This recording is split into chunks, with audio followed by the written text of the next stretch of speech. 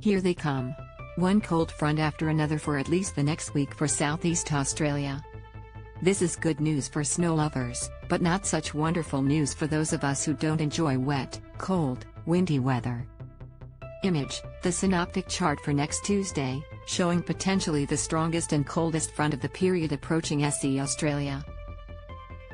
Adelaide, Melbourne, Hobart and Canberra, and everywhere in between, can expect a persistent spell of blustery, cool to cold, showery weather, with the first burst on Thursday into Friday morning, a second colder burst on Saturday, and the coldest outbreak of the period looking increasingly likely to arrive early next week.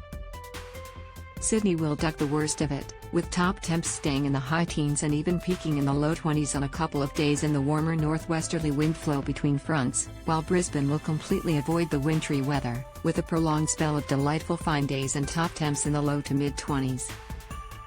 But the real story is down south. This is a classic Australian late winter pattern for the southeast, and Adelaide will feel the first rumbles of it on Thursday, perhaps literally, as a thunderstorm in the morning or afternoon is possible. Melbourne could also see storms later on Thursday. As for the mountains, snow is coming as mentioned. How much? Image, expect scenes like this over the weekend in Thredbo. Source, author's pick. Well, it's probable that totals in the vicinity of 50 centimeters could accumulate at higher elevations by this time next week, and perhaps a little more. Be sure to keep checking the Weather Zone snow page for the latest.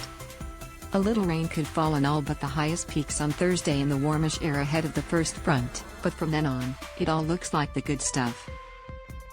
At this stage, snow also looks likely to penetrate a fair way north next Monday or Tuesday, with the potential for good snowfalls on the central tablelands and Blue Mountains of the type which we haven't seen this winter since the first few days of June.